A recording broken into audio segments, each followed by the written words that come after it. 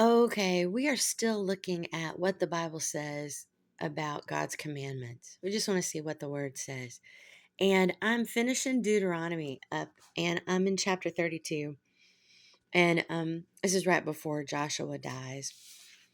And he actually tells them, I know that after my death, you'll utterly corrupt yourselves and turn aside from the way which I have commanded you, and evil will befall you in the latter days, because you'll do evil in the sight of the Lord to provoke him to anger through the work of your hands. Hmm. Is he talking about their latter days or our latter days, the latter days? But are people doing evil? Yeah. This is going to lead into the book of Judges. And wow, is it a merry-go-round? But as far as God, He's the rock. His work is perfect, for all his ways are judgment. A God of truth and without iniquity, just and right is he. So he's fair. He's fair. He's a fair God. But as we're going to see, people don't truly understand that, or they don't choose to believe that and follow it.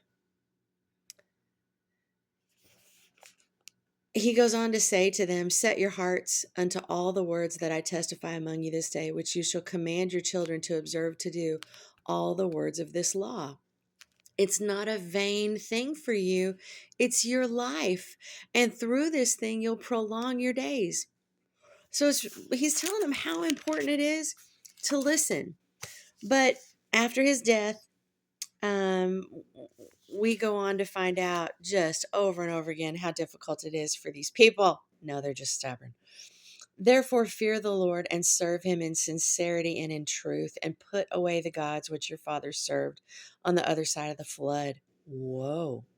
And in Egypt, and serve the Lord. He's real specific to say where. On the other side of the flood, serving gods that, you know what? The Lord didn't tolerate that anymore. It was so evil, he decided to destroy the entire world. And in Egypt, where he delivered his people out of. So Joshua's advice here, his warning is pretty serious. If you forsake the Lord and serve strange gods, then he'll turn and do you hurt and consume you. After that, he's done you good. Even though he's treated you so well, if you forsake him, there's going to be consequences. That's pretty serious. Pretty serious to hear. So we get to the book of Judges, and what's interesting is it goes through every tribe and how, they did some good, but nevertheless, they still didn't do what God said.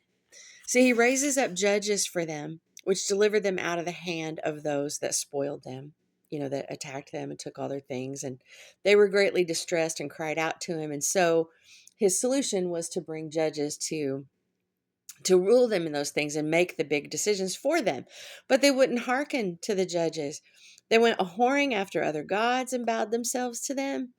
They turned quickly out of the way which their fathers walked in, obeying the commandments of the Lord, but they did not. They did not obey the commandments of the Lord.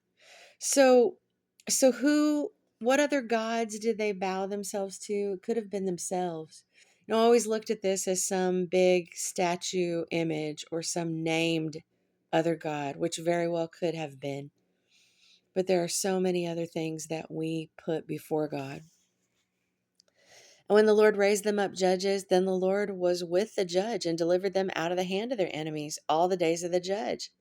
For it repented the Lord because of their groanings by reason of them that oppressed them and vexed them. He felt bad. So they cried and they called out, and he gave the solution to help them. It came to pass that when the judge was dead, what? They returned and corrupted themselves more than their fathers in following other gods to serve them and bow unto them. They ceased not from their own doings, nor from their stubborn way. And the anger of the Lord was hot against Israel. He said, because of this, people have transgressed my covenant, which I commanded their fathers, and haven't hearkened into my voice. I also will not drive out from them the nations which Joshua left when he died, and that through them I may prove Israel whether they'll keep the way of the Lord to walk in as their fathers did keep it or not. Ooh. So, this mingling of nations that God specifically said, do not mingle with them. They're going to lead you astray. They're going to deceive you, and you're going to follow false gods. Don't do it. They did it anyway. They didn't follow his commandments. They didn't listen to God. And so now he says, they're going to be your snare. I'm going to leave them right where they are. I'm not going to drive them out. Let's see how good you do not following my word. Let's see how deceived you can be. Oh, man, this is not good news, y'all. Think about this until our next one.